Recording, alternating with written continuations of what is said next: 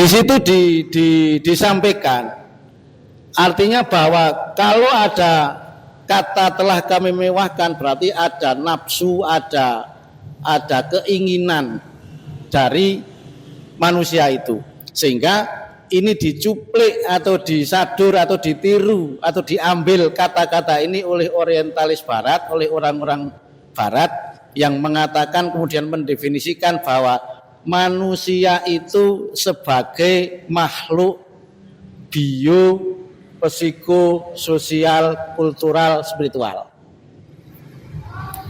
Bahkan orang barat pun masih mencantumkan spiritual, kebutuhan kita di dalam konsep ketuhanan, konsep hubungan kita kepada Allah transendental ke atas.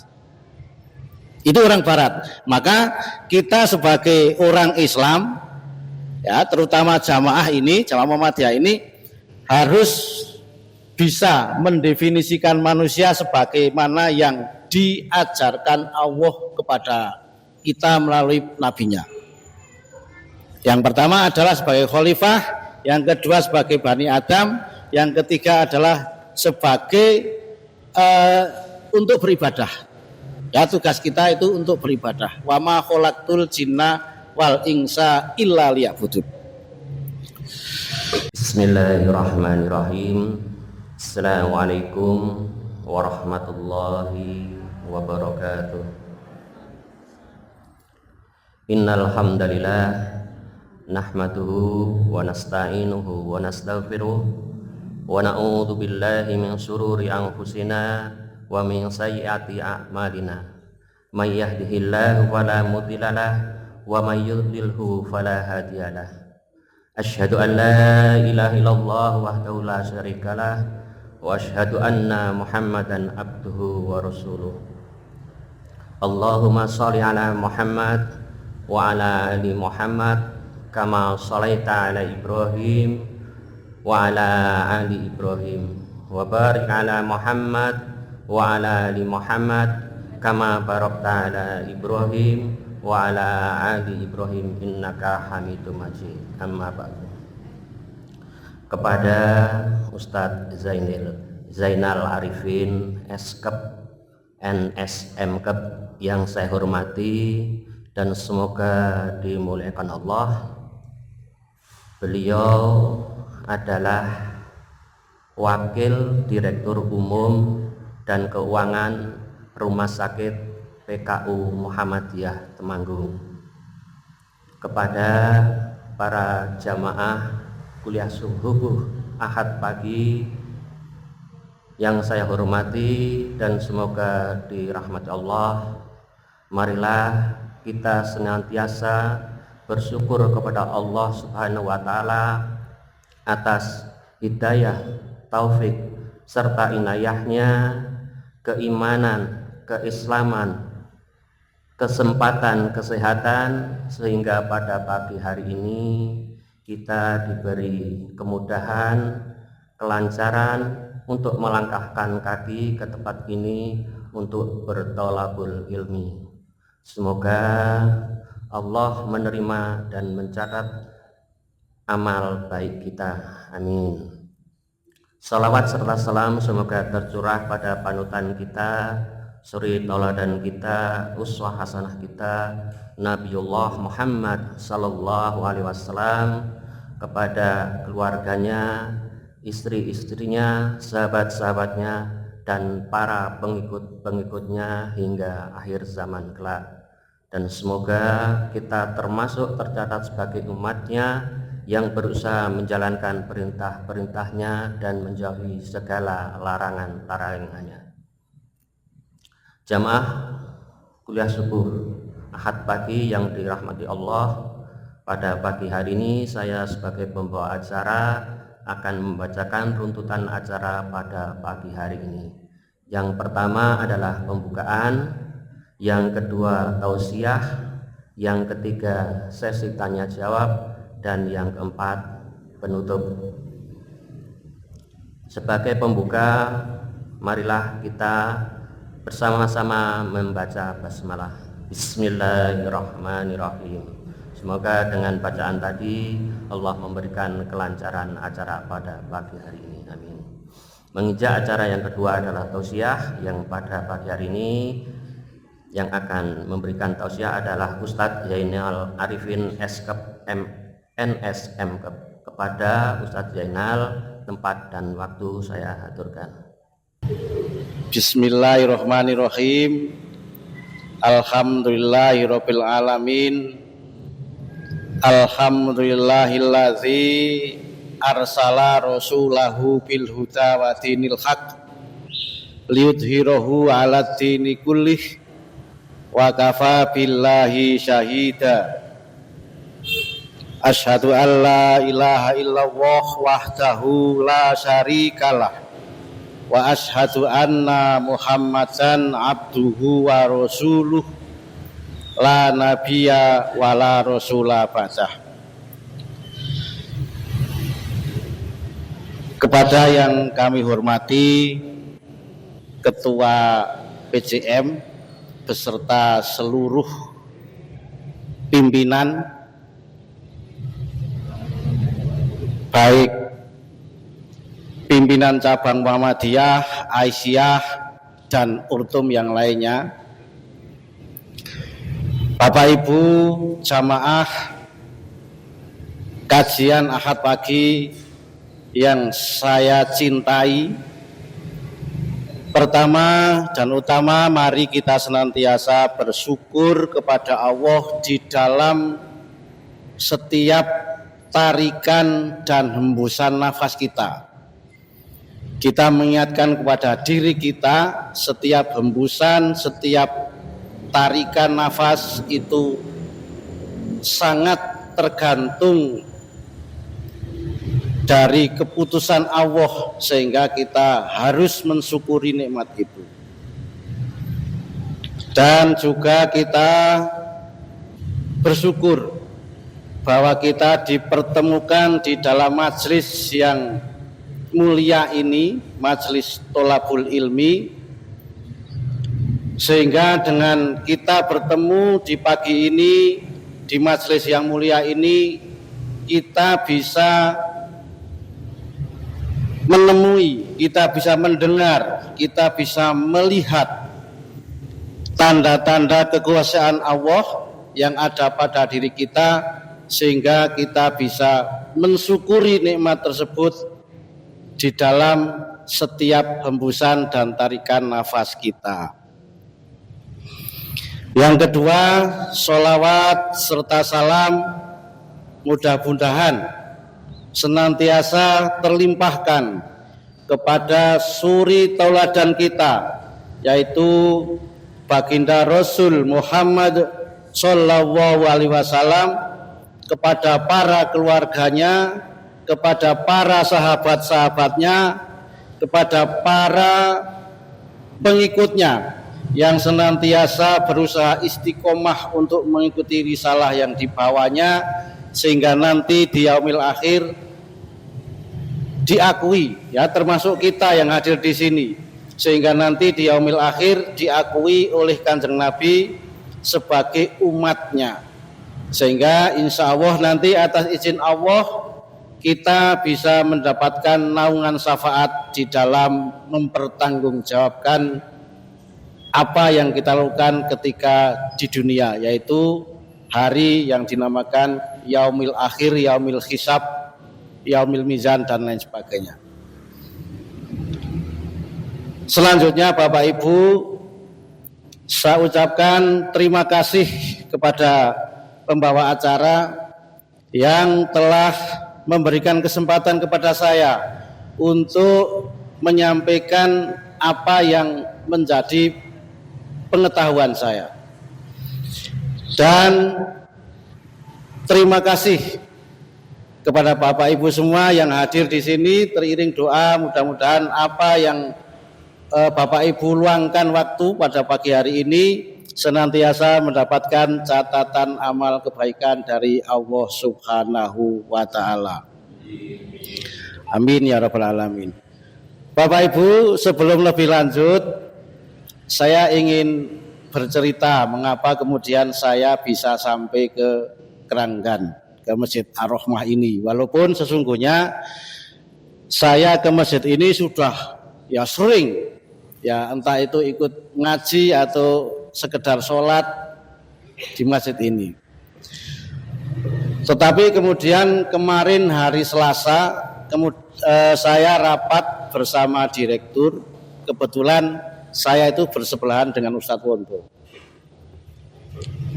Ustadz Wondo ngendiko sama saya, Pak Yainal, saya hari Ahad itu ada tugas di Masjid Ar-Rahmah Keranggan. Tapi saya, Ustadz Wondo itu akan ada acara di Sulu. Nah kemudian beliau menyampaikan kepada saya untuk bisa mewakili. Waktu itu saya pikir, saya ini kalau ngisi kuliah di depan mahasiswa mungkin ya karena memang pekerjaan.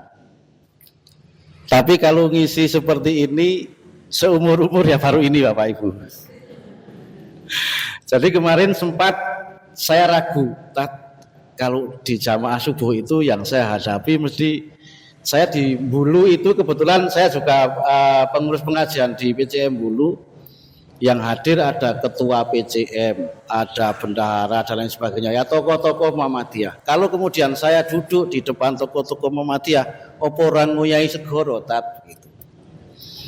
Nah kemudian Ustadz Wondo ini mengingatkan, orang Muhammadiyah itu nggak minta untuk tampil, tapi nek disuruh tampil tidak boleh menolak. Leres Bapak Ibu? Leres.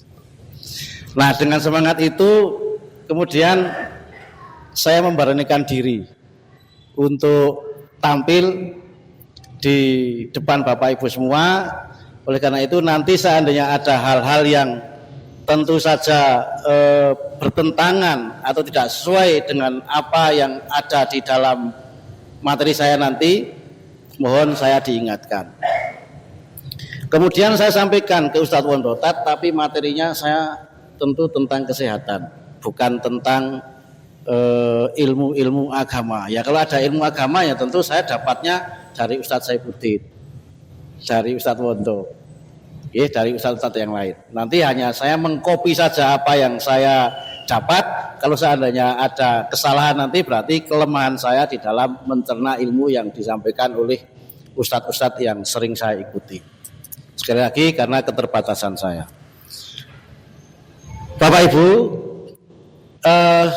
pepatah Jawa mengatakan tak kenal maka tak sayang. Nah, kalau kita dirubah karena kita Muhammadiyah, Jawa tapi Muhammadiyah tapi wong Jawa, maka kita menggunakan pepatah tak kenal maka tak aruf, ya, tak kenal maka tak sayang. Tadi sudah disampaikan oleh pembawa acara, asma kula niki Bapak Ibu Zainal Arifin, Bapak kula Ibu kula memberikan nama seperti itu, sepakat. Katanya sudah diskusi, pertama mau dikasih nama Kabul, ya. Ibu saya menentang, Kabul itu wis ono pitu jare sak desa itu. Sehingga sepakat Bapak Ibu saya memberi nama Zainal Arifin. Saya sering guyon juga di lingkungan rumah yang sering disebut-sebut oleh Mak Sirol ketika Jumatan itu ya Zainal. Mak Sirol itu salah satunya ada kata-kata itu Zainal begitu. Saya mencermati itu.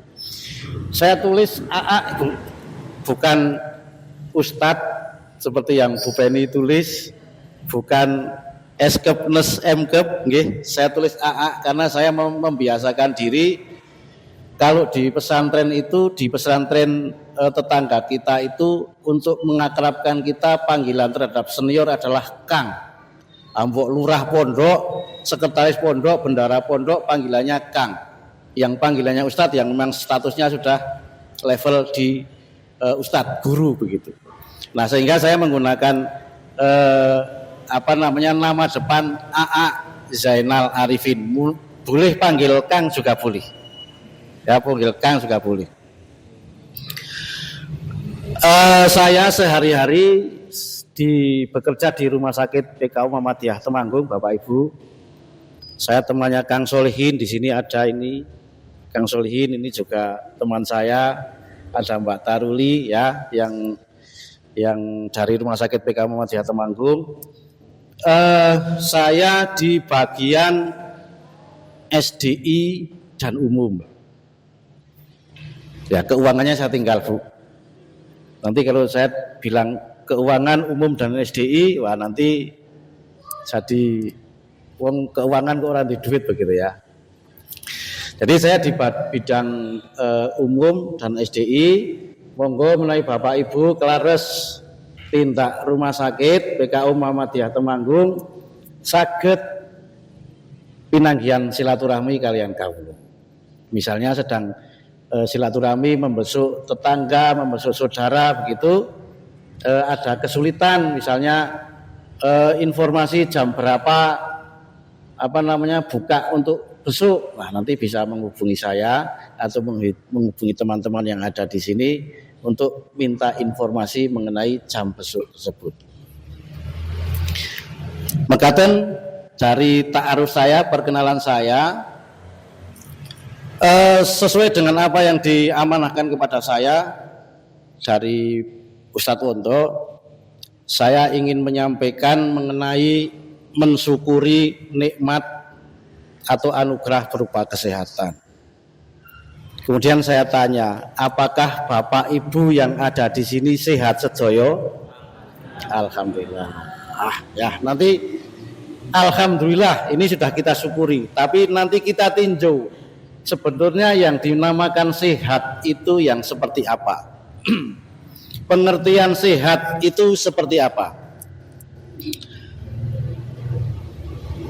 Jadi tujuan saya pada pagi hari ini satu adalah silaturahmi, pinanggih, memperkenalkan diri, ta'aruf kepada Bapak Ibu semua, dan alhamdulillah walaupun dengan rada agak-agak grogi, tapi saya senang bisa silaturahmi dengan Bapak Ibu semua.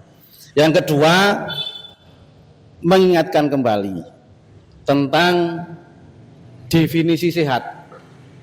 Ya, ada sehat berarti nanti ada lawan katanya sakit. Nah, nanti kita akan kupas dan kita akan mengingat kembali apa itu sehat, apa itu sakit. Yang ketiga, muhasabah dari sisi kesehatan. Betapa nikmat Allah yang diberikan kepada kita terkait dengan kesehatan ini tidak bisa dihitung. Coba kita bayangkan misalnya dari sisi kesehatan tangan saja. Kalau kita tidak bisa bergerak, tidak bisa gegem, tidak bisa nekuk jari kita, maka akan banyak sekali kenikmatan yang tidak bisa kita rasakan. Maka di pagi hari ini kita mengajak diri saya sendiri untuk muhasabah terkait dengan kesehatan. Bapak Ibu, kita ini sebagai manusia ketika kita di sekolah SD, SMP, di umum SMA itu kita dicekoi dengan definisi manusia versi barat. Ya, versi barat mengatakan bahwa manusia itu adalah sebagai makhluk bio, psiko, sosio, kultural, spiritual. Ini definisi barat yang baru lahir baru lahir di abad 19 atau abad 20. Padahal Allah sudah menunjukkan manusia itu seperti apa. Apa itu definisi manusia? Yang pertama adalah Allah ngendika di dalam surat Al-Baqarah ayat 30. Ada yang hafal surat Al-Baqarah ayat 30. Wa idz qala rabbuka lil malaikati inni ja'ilun fil ardi khalifah. Jadi manusia itu sebagai khalifah di muka bumi. Ini yang diajarkan Allah kepada kita. Allah mengajarkan kepada kita bahwa manusia, bahwa kita ini adalah khalifah, adalah seorang manusia yang dipasrai untuk menjaga bumi. Itu yang pertama. Kemudian yang kedua, bahwa manusia itu adalah ditinjau dari aspek historis penciptaannya, maka manusia itu disebut atau didefinisikan sebagai anak keturunan atau Bani Adam. Ya, sebagai anak keturunan Bani Adam, seperti yang ada di dalam surat Al-A'raf ayat 31. Ya, jadi yang pertama adalah sebagai khalifah, yang kedua adalah sebagai Bani Adam. Kemudian yang ketiga adalah sebagai abdi untuk beribadah kepada penciptanya. Jadi memang kita itu atau manusia itu diciptakan tidak lain adalah hanya untuk beribadah, hanya untuk mengabdi kepada penciptanya, kepada Allah Subhanahu wa taala. Seperti yang tercantum di dalam Quran surat Ad-Dariyat ayat 56. Wa ma khalaqtul jinna wal insa illa liya'budun. Niki kula nggih diwarai kalih Ustaz Saifuddin nggih. Nek wonten klientune mangke diprotes mawon. Ya, jadi itulah baru tiga yang didefinisikan Allah tentang manusia. Kemudian yang keempat adalah ditinjau dari aspek biologis manusia. Nah, ini yang sudah mulai diadop oleh definisi Barat, ya, bahwa aspek biologis manusia disebut dengan basyar, yang mencerminkan sifat-sifat fisik, kimia, dan biologisnya. Ini yang kemudian sebetulnya definisi tentang manusia itu sudah disediakan oleh Allah, tapi kemudian waktu zaman dulu itu belum banyak tersosialisasikan kepada umat Islam. Sehingga mungkin peristiwa sejarah yang panjang itu kemudian ada definisi yang muncul versi Barat, versi orang-orang Barat, versi orientalis gitu ya. Nah, yang dari Quran surat Al-Mu'minun ayat 33 itu artinya, dan berkatalah pemuka-pemuka yang kafir di antara kaumnya dan yang mendustakan akan menemui hari kiamat kelak, dan yang telah kami mewahkan mereka dalam kehidupan di dunia. Ini titik poin adalah di telah kami mewahkan ini.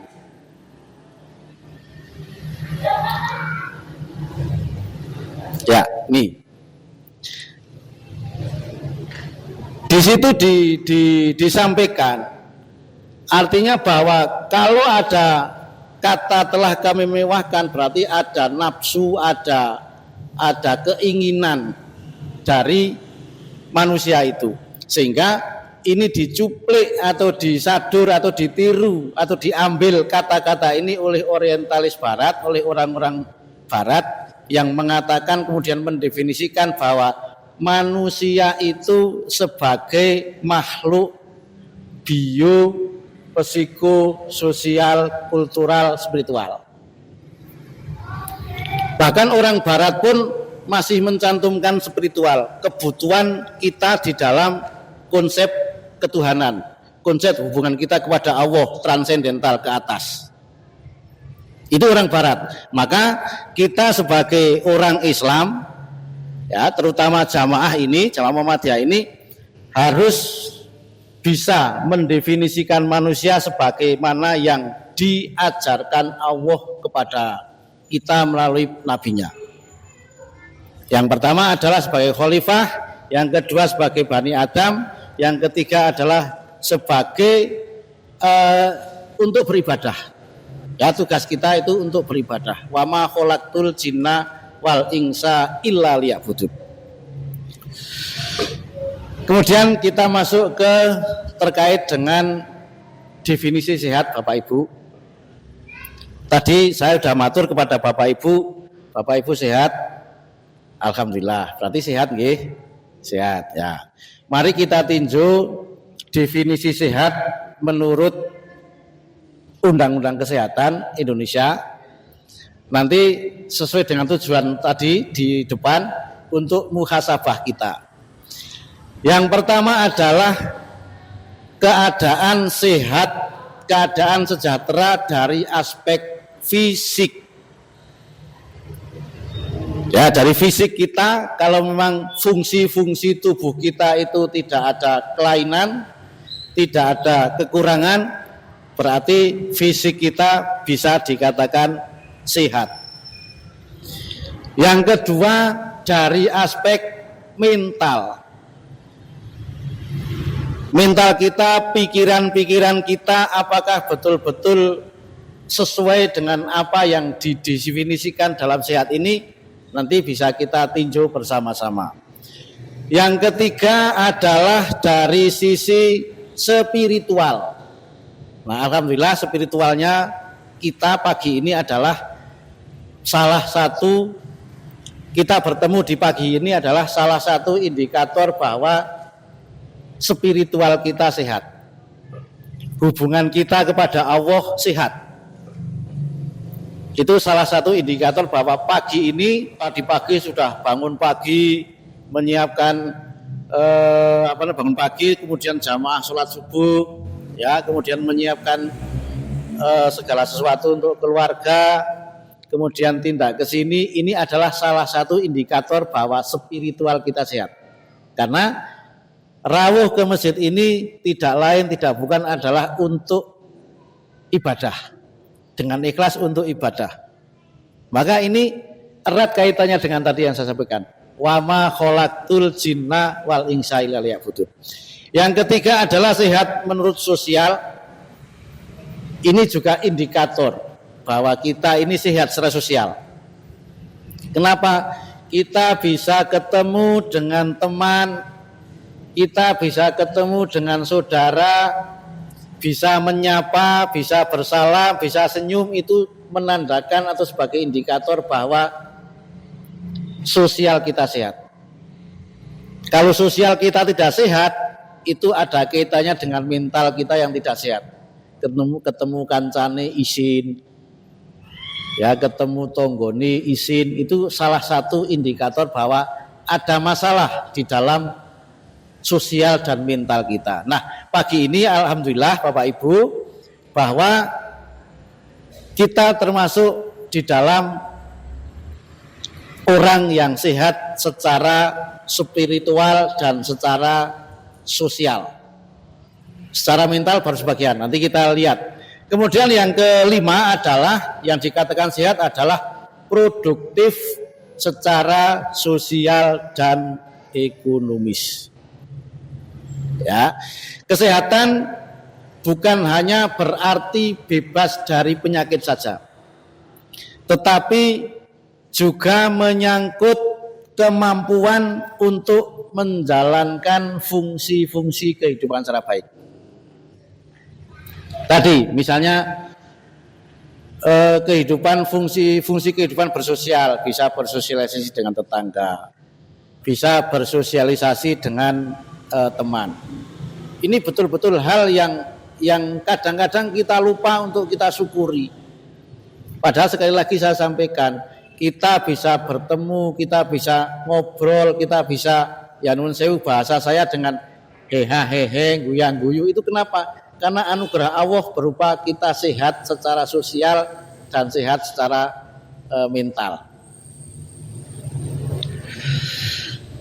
Nah, ini yang menurut WHO, Bapak Ibu, World Health Organization, organisasi kesehatan dunia. Saya rotok sulit mengatakan dengan bahasa Inggris, wong ilat Melayu, ilat Jawa. Hampir sama. Ya, di WHO, Organisasi Kesehatan Dunia juga mendefinisikan bahwa kesehatan adalah keadaan sempurna secara fisik, secara mental, secara sosial. Nah, karena WHO ini bukan Indonesia. Kalau Indonesia tambah itu secara kultural dan secara spiritual. Nah, di WHO hanya 3, fisik, mental, dan sosial saja. Ya, sehat adalah hak paling mendasar dari setiap manusia. Ke organisasi dunia itu selalu yang di depan adalah hak mendasar begitu, termasuk HAM, hak asasi manusia. Nah, sehingga di sini disampaikan bahwa definisi kesehatan menurut WHO adalah keadaan sempurna secara fisik, mental, dan sosial. Sehat adalah hak paling mendasar dari setiap manusia tanpa membedakan ras, agama, politik, dan kondisi sosial ekonominya. Sekali lagi Bapak Ibu, kami sampaikan, kita di dalam melayani tidak membedakan ras, agama, politik, dan sosial ekonomi. Nah, ini masuk ke materi untuk muhasabah. Menurut Undang-Undang Kesehatan tadi, yang pertama adalah sehat fisik.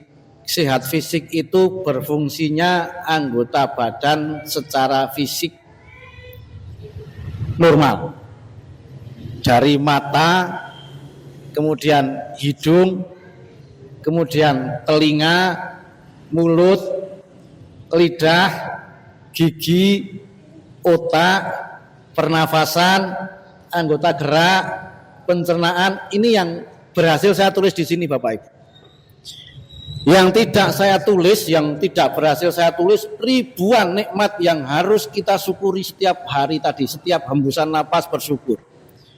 Bayangkan Bapak Ibu, tulang kita itu jumlahnya ratusan, ya, ada jari telunjuk ini ada 3, ada sendi, ya ada sendi ini baru dari organ gerak tulang.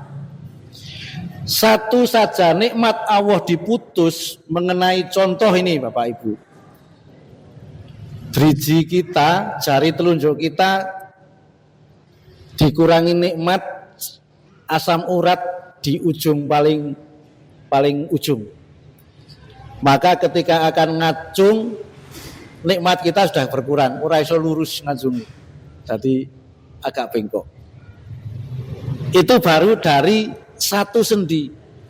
Ribuan bahkan jutaan, bahkan kita nggak bisa ngitung lagi nikmat Allah yang diberikan kepada kita, yang saya kira kalau kita lupa bersyukur sangat celaka kita. Ya, dari mata kita, mata itu ini yang saya gambarkan di gambar itu banyak sekali anatomi, secara anatomi Pak, Bapak Ibu. Anatomi mata itu sedemikian rumit, sedemikian sulit untuk dipelajari sehingga kita sangat harus bersyukur atas nikmat yang diberikan Allah terhadap mata kita. Coba kita berhenti sejenak, kita lihat video tentang mata ini.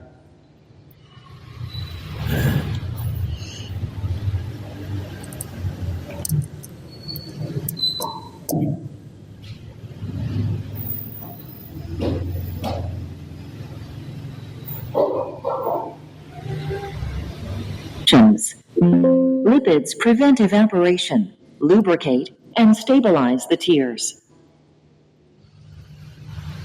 Meibomian glands at the margins of the upper and lower lids produce and inject complex oil into the tears with each blink. This thin layer of oil prevents tears from evaporating and increases lubrication and comfort. Additionally, The phospholipids found in this oil stabilize the tear layer and improve cohesiveness. In a healthy eye, tear production is carefully balanced and controlled. Excessive evaporation of tears can stimulate overproduction of the aqueous component. This chronic overproduction of aqueous may be linked to eventual inflammation of the lacrimal gland. The symptoms of dry eye can include feelings of dryness, grittiness, burning, ocular tiredness, and discomfort. The oil produced by the meibomian glands becomes increasingly cloudy and thickens further to a paste-like consistency. On manual expression, these properties, as well as plugging of gland orifices, may be evident. As the condition worsens, eyelids display signs of inflammation and dilated blood vessels. With dry eye, sensitivity to environmental factors like wind, temperature, and humidity increases. Interference with normal vision may become noticeable. Often, the individual considers it part of the normal aging process, when in fact, dry eye can have a significant impact, causing loss of productivity and poorer quality of life. One of the most common treatments for meibomian gland dysfunction and associated dry eye is at-home warm compress therapy. This approach has limited clinical effectiveness. Heat is wicked away by blood vessels in the eyelids, limiting the amount of heat reaching the meibomian glands. Beyond the lack of effectiveness and the onerous routine for the patient, use of warm compresses can introduce excessive pressure on the globe. The LipiFlow system uses heat and pressure to clear blocked meibomian glands. By applying heat directly to the glands on the inner eyelid surface, heat rapidly and efficiently raises gland contents, liquefying any blockage, making it easier to remove from the gland. Gentle pressure is applied from outside the lid from the base of the gland to the gland opening, removing blockage and flushing dead cells from the gland. During this process, stagnant gland tissue may be removed from the glands. Maintaining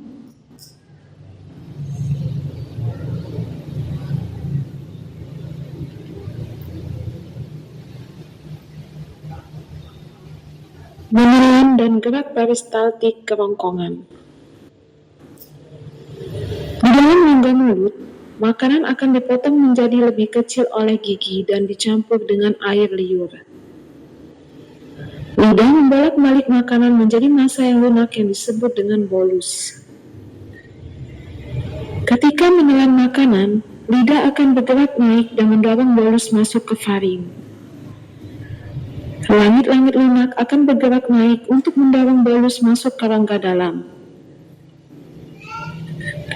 Epiglottis akan bergerak turun untuk menutup trakea atau tenggorokan.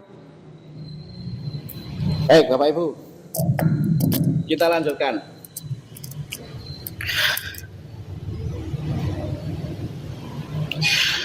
Bapak Ibu, ini adalah terkait dengan anugerah Allah kepada kita mengenai mata, baru dari mata Bapak Ibu.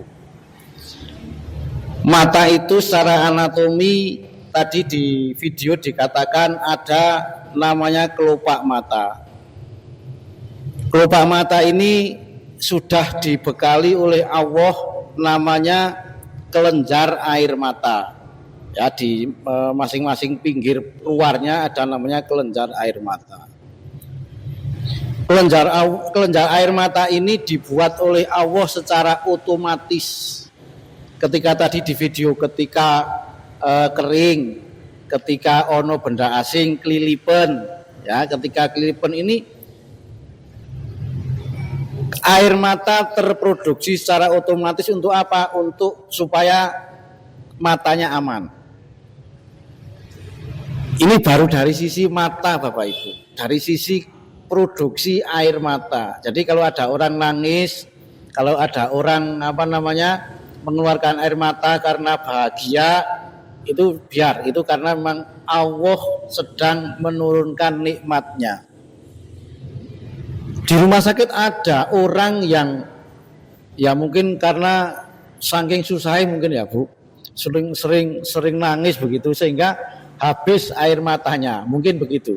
Tetapi ada penyakit di rumah sakit yang salah satu gejalanya, salah satu tandanya adalah tidak bisa mengeluarkan air mata.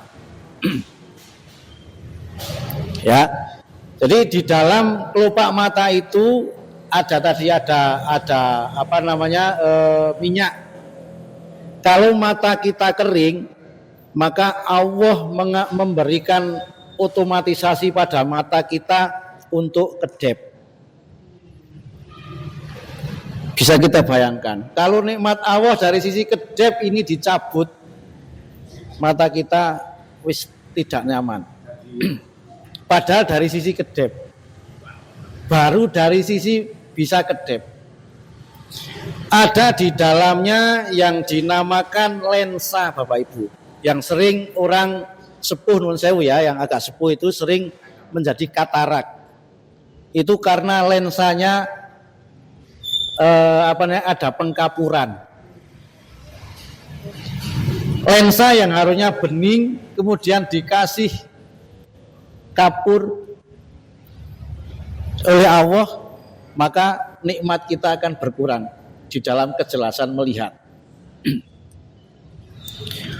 Maka sangat rugi, sangat celaka sekali ketika kita melupakan atau kita tidak bersyukur kepada Allah Subhanahu wa taala.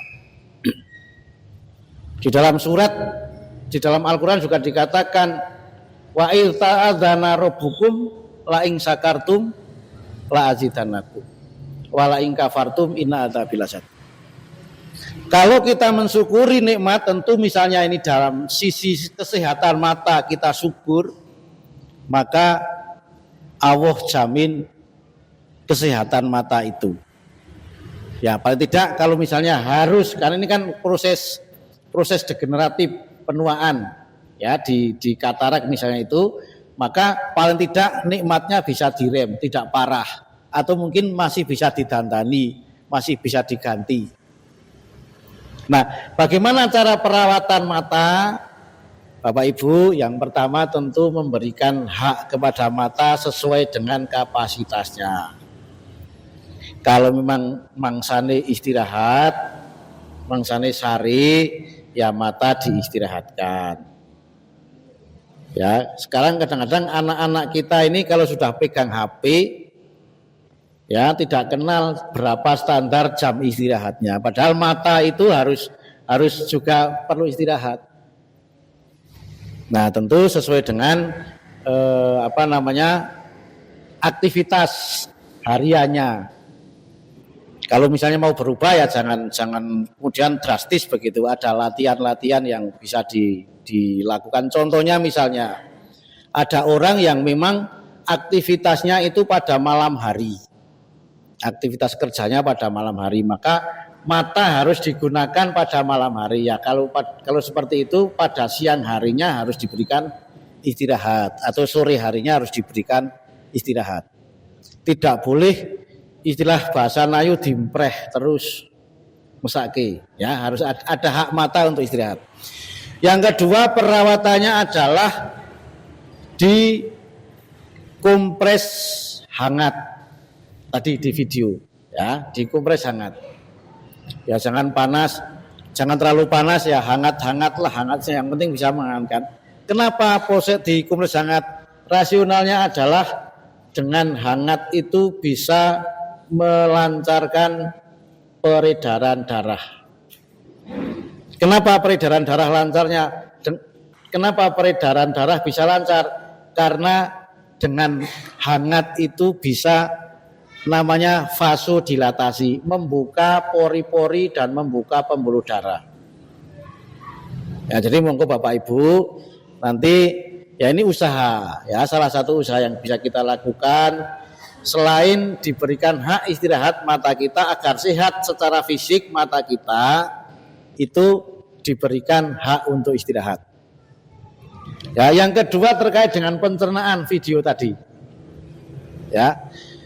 Allah memberikan otomatis di saluran nafas dan saluran pencernaan. Ketika kita bernafas, maka ada alat namanya epiglotis di dalam itu yang menutup saluran pencernaan. Ketika kita nyedot nafas, berarti saluran pencernaan itu ditutup secara otomatis oleh epiglotis. Bisa dibayangkan kalau nikmat ini dicabut Bapak Ibu. Epiglotis kita itu tidak otomatis, sehingga ketika kita bernafas,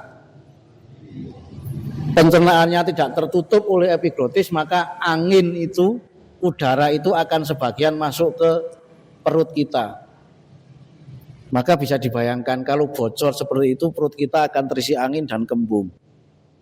Ya, duduk seperti ini nggak betah lama. Yang tidak betah siapa? Yang di sampingnya. Tatut tidak berhenti. Ya, jadi ini nikmat Allah yang besar, bukan yang kecil, yang besar, yang harus kita syukuri. Kenapa? Karena otomatis Bapak Ibu kita coba. Bapak Ibu menelan sambil bernafas, mesti tidak bisa. Mesti kalau kita pas menelan, nafasnya berhenti. Coba saya praktekkan.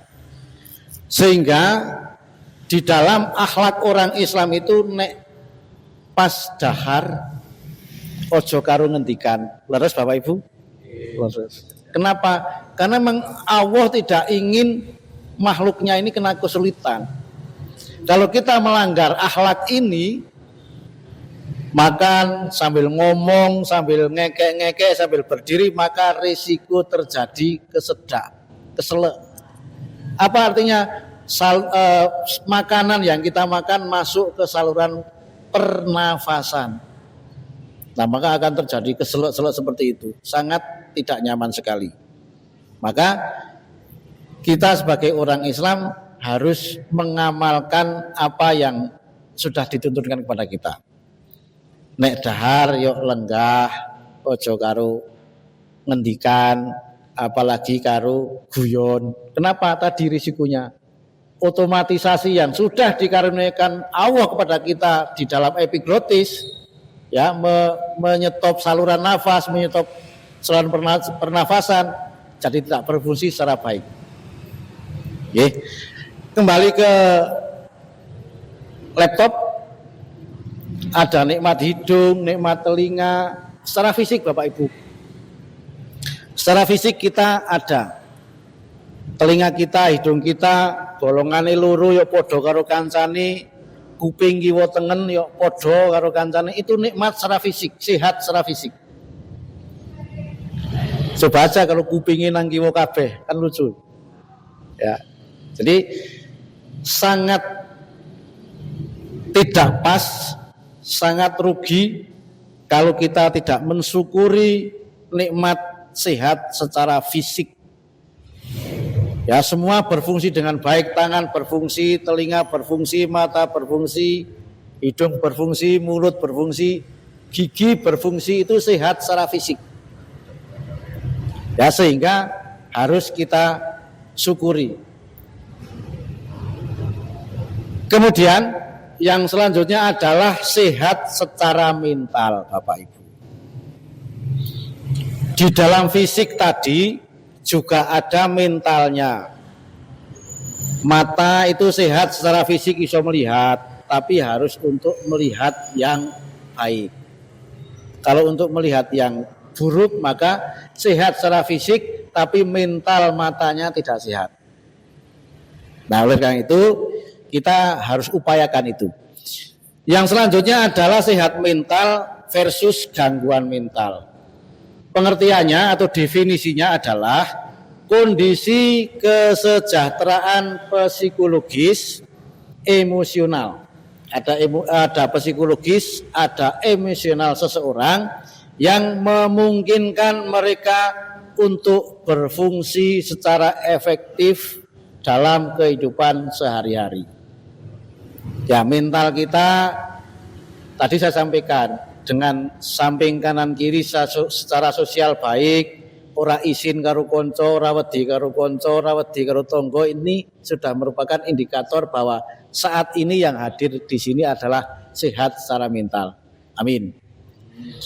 Sehat yang versusnya sehat adalah sakit mental. Apa sakit mental itu? Ada murung, ada sedih, ada gelisah, ada fobia, takut yang berlebihan, ada stres. Ya, ada teman-teman kita, saudara-saudara kita yang takut berlebihan sama temonggo ada. Wong temonggo itu sangat lemah sekali, rumahnya di ditiup aja akan runtuh rumahnya. Kenapa? Ada orang yang takut. Ya, fobia namanya. Nah, ini sakit secara mental. Alhamdulillah kita bersyukur kepada Allah, pagi hari ini kita sehat secara mental dengan dibuktikan bahwa kita bisa bertemu secara baik. Ya, bisa bersosialisasi, bisa salaman-salaman, bisa saling menyapa, senyum, itu indikator yang jelas bahwa mental kita adalah baik. Nah, ini Bapak Ibu, hasil dari penelitian itu menunjukkan bahwa pendidikan agama Islam memberikan pengaruh sebesar 8,1% terhadap kesehatan mental remaja. Nah, sehingga ini kan salah satu tarbiyah ya di forum ini, walaupun bukan materi agama, materi kesehatan, tapi adalah pendidikan. Nah, maka pendidikan seperti ini ya, saling mengingatkan begitu, ini bisa menjadi pengaruh yang baik terhadap kesehatan mental kita. Ini penelitian Bapak Ibu. Yang selanjutnya adalah sehat secara sosial. Nah, insya Allah kita di sini sehat ya secara sosial.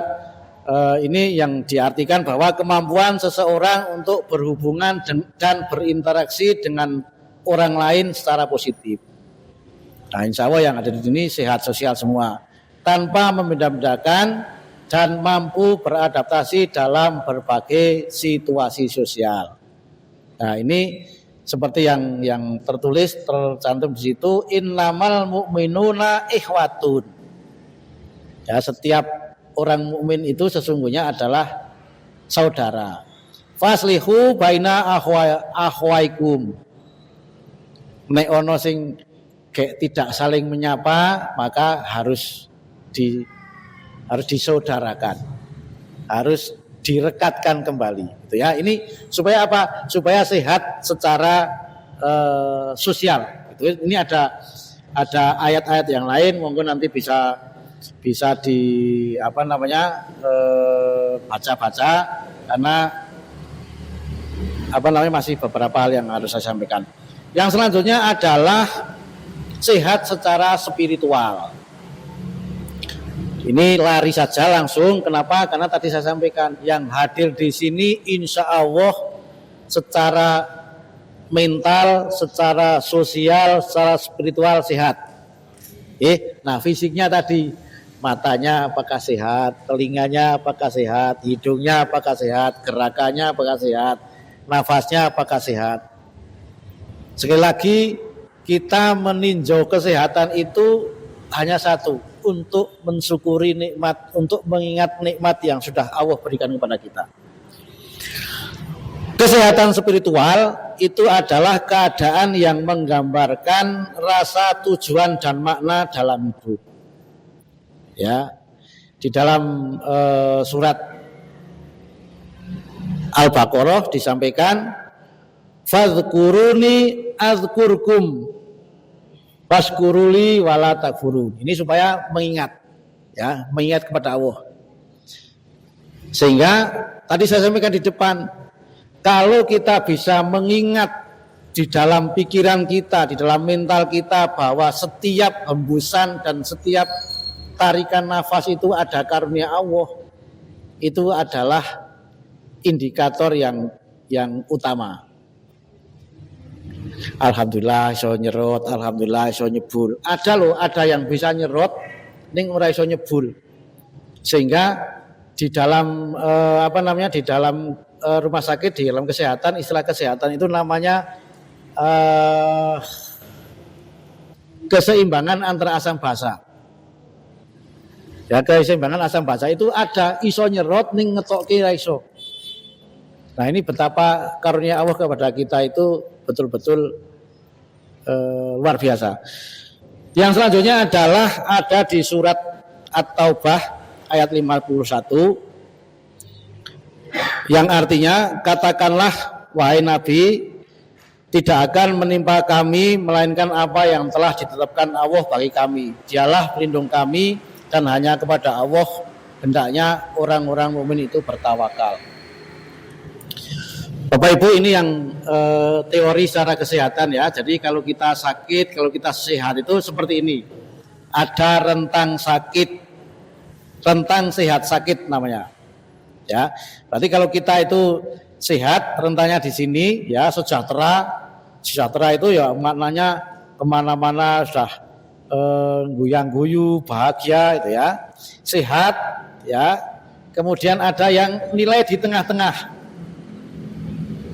antara sehat dan sakit, berarti ada sedikit misalnya gangguan mata, ya ada sedikit gangguan nyeri dan lain sebagainya. Ini rentak di tengah-tengah.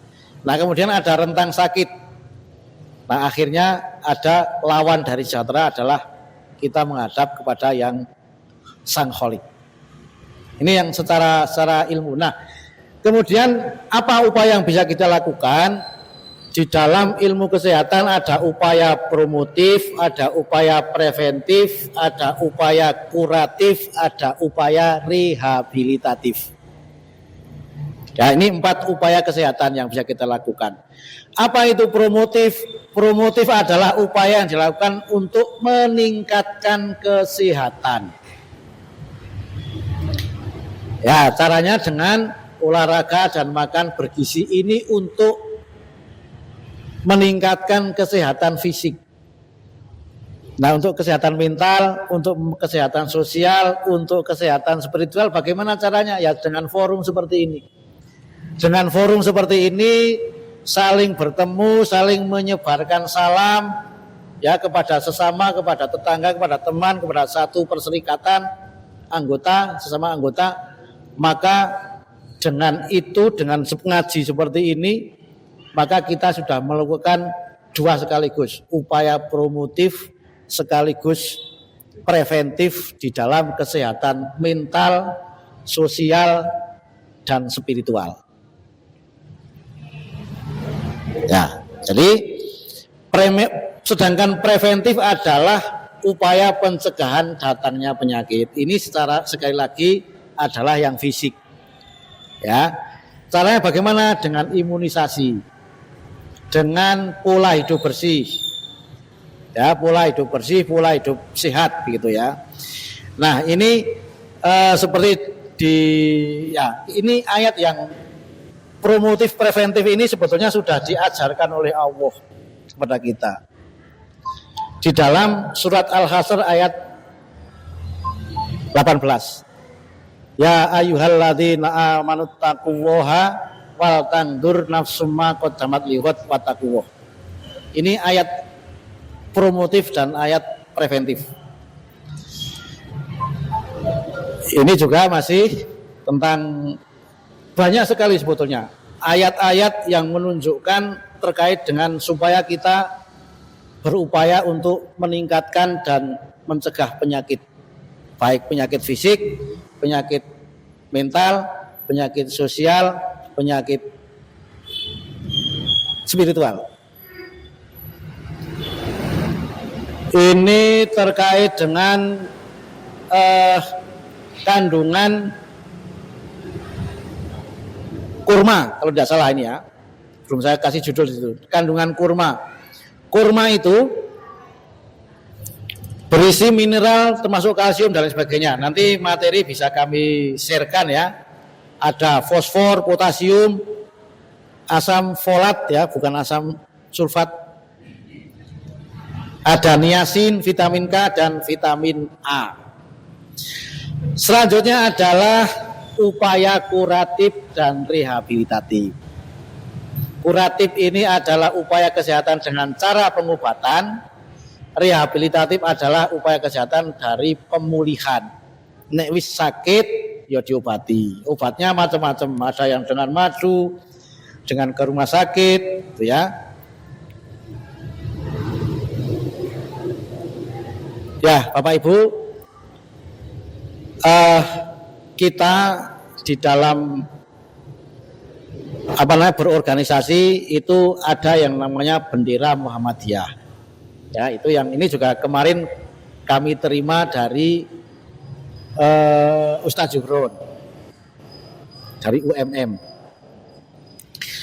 Jadi di dalam lambang Muhammadiyah itu yang diciptakan oleh Kiai Haji Siroj Dahlan itu ada 12 cabang mataharinya. Nah, kemarin kami ditanya sama Ustadz Zuhron, kok iso rolas, kok bisa 12 itu dari mana? Jawabnya macam-macam. Nah, kita dengan tolabul ilmi jadi tahu. Nah, kalau Bapak Ibu sudah tahu, mungkin Ustadz Saifuddin, Ustadz sudah terbiasa dengan ini, kami yang belum tahu ya. 12 sinar utama itu adalah diambil dari pengikut Nabi Isa yang disebut Al-Hawariyun. Itu jumlahnya ada 12. Nah, karakter Al-Hawariyun ini yang harus kita tiru, yang harus kita internalisasi dalam diri kita. Yang pertama adalah karakter semangat. Karakter semangat. Jadi Bapak Ibu, kegiatan keagamaan yang memang bisa mendukung kepada kesehatan fisik, mental, spiritual, dan sosial kita, maka harus kita berusaha untuk semangat mengikutinya. Ya. Kemudian yang kedua adalah semangat pengorbanan. Nah, semangat pengorbanan ini yang memang definisinya setiap orang berbeda-beda. Ya. Tetapi setidaknya kita bisa hadir di ruang ini adalah dengan semangat pengorbanan waktu. Ya, dengan semangat pengorbanan waktu. Kemudian yang ketiga adalah semangat loyalitas. Ya ngaji, tolabul ilmi, ya rasa rina-rinilah. Nyuwiji saja, loyal saja kepada yang selama ini sudah kita ikuti. Dan kalau kita di Muhammadiyah kan menghadirkan narasumber itu dari latar belakang yang macam-macam dan biasanya akan dikaji sesuai dengan kitab-kitab yang ada. Insya Allah tidak akan bertentangan kalau di Muhammadiyah itu. Sehingga monggo saya berpesan mengingatkan pada diri kita sendiri, diri saya sendiri, kepada Bapak Ibu semuanya, 3 karakter Al-Hawariyun ini pelan-pelan kita teladani. Yang pertama semangat, yang kedua pengorbanan, yang ketiga loyalitas. Ini memang mudah diucapkan tapi sulit untuk dilaksanakan apalagi dikembangkan. Nah, kita di forum ini mudah-mudahan bisa mengembangkan sikap-sikap itu sehingga kita semua nanti pada akhirnya happy ending. Ya, happy ending ya, tujuan dari umat muslim adalah husnul khotimah dan mendapatkan maghfirah dari Allah Subhanahu wa taala. Saya kira itu yang bisa saya sampaikan Bapak Ibu, 15 menit ngeloncoknya. Namun demikian mudah-mudahan ini bisa bermanfaat dan kepada Bapak PCM, Bapak dan Ibu PCA. Jadi kami dari Rumah Sakit PK Muhammadiyah itu mewajibkan kepada karyawannya di masing-masing PCM untuk nderek ngaji di masing-masing PCM. Kami wajibkan Bapak.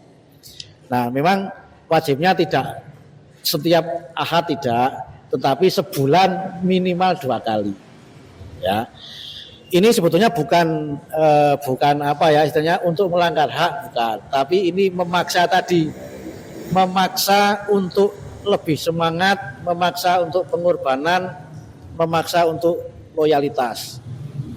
Sehingga harapan kami nanti karyawan itu yo sebetulnya kan ini untuk dirinya sendiri ya, supaya nanti yo bisa sering ngaji, bisa sering mendapatkan materi-materi yang bermanfaat untuk kehidupan dirinya, untuk kehidupan keluarganya, untuk kehidupan bermasyarakat, kan akan didapat di forum-forum seperti ini.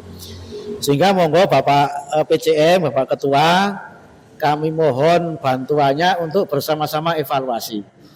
Nek onten karyawan kami yang tidak aktif begitu, mohon diingatkan.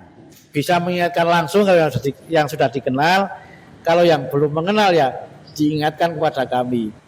Ya, diingatkan kepada kami rumah sakit, oh itu belum pernah ngaji. Nah, nanti kita kaji lagi kenapa persoalannya. Apakah karena memang dinas atau apa itu ya. Kalau dinas nanti mungkin jadwalnya akan kita koreksi setiap satu bulan itu ada 2 yang tidak dinas pada hari Ahad.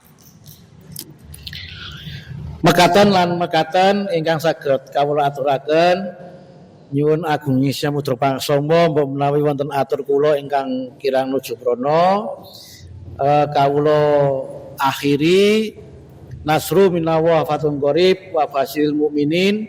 Wassalamualaikum warahmatullahi wabarakatuh. Waalaikumsalam warahmatullahi wabarakatuh. Sesi berikutnya sesi tanya jawab. Monggo Bapak Ibu. Monggo Ibu Penny. Pertanyaan pertama. Turun Pak Lena, saya tadi tertarik dengan sebuah, ya bukan materi pokoknya ya, tetapi berkaitan dengan kesehatan tadi, mengenai kompres Pak. Mengenai kompres itu ada kompres dengan kondisi air hangat, ada kompres dengan kondisi air dingin. Ini sebenarnya perbedaannya apa, kemudian kondisi-kondisi kapan kita harus kompres hangat, kapan kita harus kompres dingin. Langsung saya jawab Pak. Bapak Ibu. Ada kompres hangat, kompres dingin. Sebetulnya kalau dalam ilmu kami di ilmu keperawatan, kedua-duanya ini bisa untuk satu menurunkan panas atau suhu badan, baik dengan kompres dingin maupun kompres hangat. Kalau kompres hangat itu yang terjadi adalah evaporasi, Bapak Ibu. Evaporasi itu penguapan. Jadi panas yang ada di tubuh pasien, tubuh kita yang sedang panas, kalau di kompres hangat itu akan membuka tadi vasodilatasi sehingga mempercepat evaporasi atau penguapan. Nah, dengan proses seperti itu maka panas tubuh bisa diturunkan. Nah, kapan memakai kompres hangat? Dipakai ketika pasien mengalami tanda gejala disertai dengan menggigil. Ya, kalau pasien menggigil gitu, panas tubuhnya itu dikompres hangat. Kalau dikompres dingin maka di dalam mindset berpikirnya wong drodrop kok ditambah dingin makan tambah drodrop begitu. Tetapi sesungguhnya finalnya adalah drodrop akan berhenti ketika suhu tubuhnya turun. Nah, kalau yang kompres dingin bagaimana? Kompres dingin juga bisa menurunkan panas dengan rasionalisasi atau argumentasi akan terjadi pemindahan panas dari tubuh ke kompres yang diberikan. Sehingga nanti indikatornya adalah ketika alat yang untuk ngompres itu sudah dari dingin ya ke anget, itu ganti lagi, itu akan terjadi namanya pemindahan panas. Seperti itu. Nah, kapan menggunakannya seperti tadi? Kalau drodok berarti lebih baik yang pakai yang anget, yang panas. Di mana letaknya kalau tubuh itu yang sering, yang banyak pembuluh darahnya. Yang banyak pembuluh darahnya itu ya di ketiak ya, kemudian di lipatan-lipatan paha itu juga bisa dilakukan kompres. Kalau diguyur air hangat boleh enggak? Nah, nanti akan terjadi terlalu cepat evaporasinya sehingga malah justru ada namanya ketidakseimbangan. Ya, jadi lebih baik kompresnya adalah di tempat-tempat yang memang ada dulu di batuk, di ketiak, di lipatan paha. Mengatakan Ibu? Ji, betul Pak. Ya, yang kedua. Oh, ji, monggo Ibu. Monggo Ibu Paiman. Assalamualaikum warahmatullahi wabarakatuh. Waalaikumsalam, ji. Badhe matur. Yang publik daya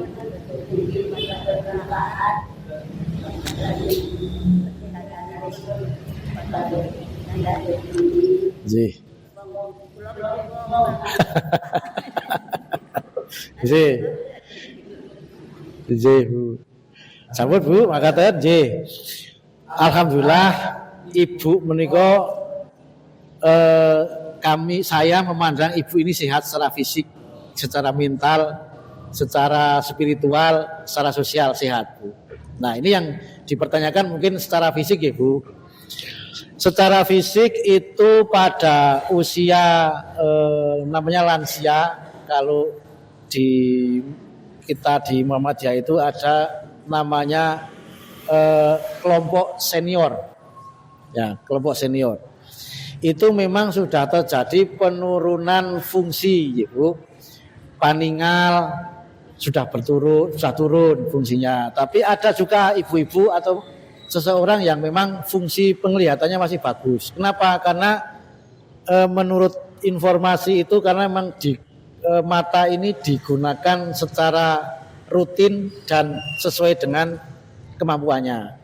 Ya, saat membaca, saat dan lain sebagainya seperti itu. Digunakan sebagaimana mestinya. Boten dimpreh, gitu ya. Kemudian pada lansia itu biasanya sendi.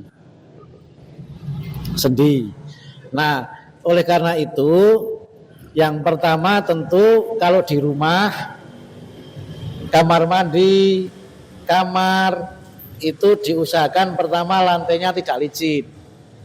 Tidak licin. Nah, sing enom nek ono genangan air segera dikeringkan supaya apa? Supaya ibu atau mbah kita tidak kepleset. Tuh. Yang kedua, kalau di rumah supaya mencegah terjadinya kesakitan itu cahaya. Cahaya juga harus disesuaikan dengan kebutuhan Bapak Ibu semua yang memang sudah membutuhkan pencahayaan yang lebih. Yang ketiga, ini saya sampaikan standar rumah sakit Ibu, nanti bisa disesuaikan dengan kekuatan rumah tangga masing-masing. Kalau di rumah sakit ada standar akreditasi yang namanya handrail Bapak Ibu. Di kamar mandi itu, di WC mohon maaf, itu dikasih pegangan tangan. Sehingga kalau dari jongkok mau berdiri itu ada pegangannya. Itu ya.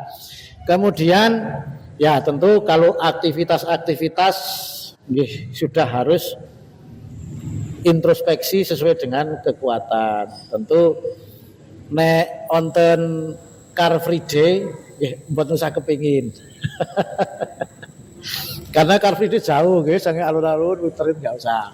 Kepinginnya yang dekat-dekat saja. Oh, tindak masjid dekat. Nah, itu seperti itu. Kalau harus tindak jauh ya minta didereke sama yang sehat. Tetapi kalau sekali lagi dengan mengukur sendiri ya Bu, kalau misalnya saya jalan 500 meter masih bisa, enggak apa-apa, berarti enggak apa-apa, itu sudah merupakan kekuatannya. Jadi intinya pada diri sendiri ngukur memang kuat ya enggak apa-apa. Nah, memang permasalahannya adalah pada kekuatan otot dan kekuatan sendi Bapak Ibu. Nah, itu yang tadi harus introspeksi. Nek mlaku rono kadoan engko mlaku 5 menit, mlaku 15 menit tapi sing keju setengah dino, sing sambat gitu ya. Jangan sampai seperti itu. Sehingga monggo Ibu itu disesuaikan dengan kemampuan, diukur sendiri, tindak ke sini kalau memang sudah biasa ya enggak apa-apa. Tapi nanti pada ini yang biasanya pada ilmu lansia pada usia-usia tertentu kekuatan itu akan menurun sehingga nanti mungkin kalau harus ngaji ya dari rumah mendengarkan, apalagi ini direkam nanti rekamannya seperti itu. Tapi kalau masih bisa ke masjid ya itu akan lebih baik. Makatan Ibu. Ada lagi monggo. Satu lagi nggih Pak. Satu lagi nggih. Monggo Bu.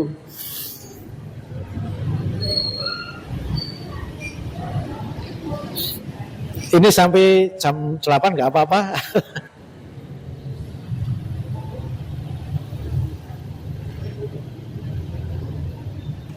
Assalamualaikum Pak Ustadz. Waalaikumsalam. Saya Mira, ingin bertanya mengenai gangguan mental. Tadi ada beberapa gangguan mental yang ditampilkan di slide, ada takut, murung, sedih, tadi ada fobia. Bagaimana kita bisa mengetahui bahwa gangguan mental yang kita alami itu masih dalam batas yang wajar gitu?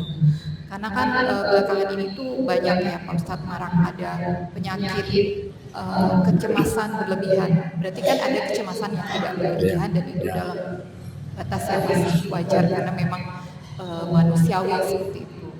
Nah kalau memang kita sudah mendapat gangguan mental yang dalam batas tidak wajar itu tadi, bagaimana terapinya secara medis maupun secara spiritual? Terima kasih Pak Ustadz. Assalamualaikum warahmatullahi wabarakatuh. Waalaikumsalam warahmatullahi wabarakatuh. Nggih, terima kasih Ibu. Panggil AA saja nggih Bu. Nek Ustadz itu keberatan ya. Yang Ustadz itu Ustadz Saifuddin, Ustadz Swanta. Ya, baik Bapak Ibu. Tadi disampaikan bagaimana mendeteksi bahwa gangguan mental itu sudah harus diatasi begitu. Kuncinya adalah gangguan mental sudah mengganggu fisik. Contoh misalnya ini, murung yang kemudian berlebihan, kemudian lupa terhadap makan, lupa terhadap kegiatan sehari-hari, maka murung ini sudah merupakan murung kesehatan mental. Nah, disitulah kita harus sudah mulai minta tolong. Ya, minta tolong, bisa minta tolong kepada orang sekitarnya, orang terdekat kita, minta tolong kepada profesi, atau yang paling dekat, yang paling mudah minta tolong kepada yang membuat murung itu. Ya, jadi saya ulangi lagi, sekali lagi, indikator bahwa kesehatan mental sudah mengganggu adalah sudah berpengaruh terhadap fisik kita. Ada yang sedih yang berlebihan sehingga mengurung diri. Ya, mengurung diri. Maka ini berhati-hati Bapak Ibu. Ketika sudah terjadi sedih, murung yang berlebihan, cemas yang berlebihan, kemudian sudah mengasingkan diri, maka ini adalah tanda-tanda mental yang sudah ada namanya gejala awal dari schizofren, namanya harga diri rendah. Jadi namanya pathway atau pohon masalahnya itu ketika seorang mempunyai problem gelisah, sedih, murung, maka menyendiri. Ketika menyendiri akan timbul harga diri rendah. Ketika harga diri rendah, maka ini akan semakin memburuk kalau tidak ada pemecahan. Maka dunia pikirnya akan muncul. Nanti akan timbul namanya gangguan halusinasi. Ya, ada suara-suara yang didengar, ada yang merasa melihat sesuatu. Nah, ini sudah harus minta pertolongan ke tim kesehatan kalau sudah seperti itu. Sehingga yang paling berat dari gangguan mental ini adalah tadi alam pikirnya. Kalau alam pikirnya yang masuk berupa halusinasi, itu halusinasi kan alam pikir gitu. Supaya ngamuk, maka yang terjadi yang ngamuk, seperti orang yang gangguan mental ngamuk itu. Kalau alam pikirnya kemudian untuk mencelakai diri sendiri, maka yang terjadi adalah bunuh diri, tentamen suicide itu. Nah, jadi itu tingkat gangguan mental yang parah. Tetapi Bapak Ibu, Yang paling ringan adalah kita harus minta tolong kepada orang di sekitar kita atau tenaga kesehatan ketika mental kita sudah mengganggu fisik. Ya. Murung, gelisah, kemudian pusing, merasa perutnya sakit, merasa tidak bisa tidur. Nah, kalau sudah seperti itu maka segera ya tentu saja usaha itu ya usaha ke tim kesehatan, usaha supaya kita juga isan-isane ya semeleh begitu, dan yang paling penting adalah mengadukan kepada zat yang membuat murung, yang membuat sedih, yang membuat gelisah, pasrah seperti itu. Tapi bahwa upaya terhadap ya misalnya karakter orang kan berbeda ya. Aku hurung plong nek hurung curhat, ya kan? Sehingga ada di acara televisi curhat dong mah gitu ya. Lakukanlah sepanjang memang kaidah-kaidahnya bisa dijaga. Karena harus berhati-hati terhadap curhat ini. Curhat itu kadang-kadang kalau curhat pada sesama ya bisa menyelesaikan atau membantu permasalahan kalau curhatan hati kita itu yang problem kita itu disampaikan secara utuh. Nah, tetapi kadang-kadang orang curhat kan orang utuh ono sing diumpetake karena menyangkut diri sendiri. Sehingga ya kalau bisa curhat itu kepada yang memang kompeten, kepada orang ya kesehatan terutama di bidang mental ini, atau kepada orang dekat, jangan kepada orang lain. Nanti tidak malah timbul pelanggaran-pelanggaran yang lain ya, membuka aib dan sebagainya. Mekaten Ibu. Jadi intinya kesehatan mental itu sudah harus minta tolong ketika sudah mempengaruhi terhadap kesehatan fisik. Sambung Pak. Ya, saya sudah 3 sesi pertanyaan. Kami sampaikan jazakallahu khairan hasiran kepada Ustadz Zainal Arifin. Demikian pengajian pada Ahad pagi ini. Kita tutup. Subhanaka Allahumma wa bihamdika asyhadu an la ilaha illa anta astaghfiruka wa atubu ilaik. Billahi taufiq wal hidayah. Assalamualaikum warahmatullahi wabarakatuh.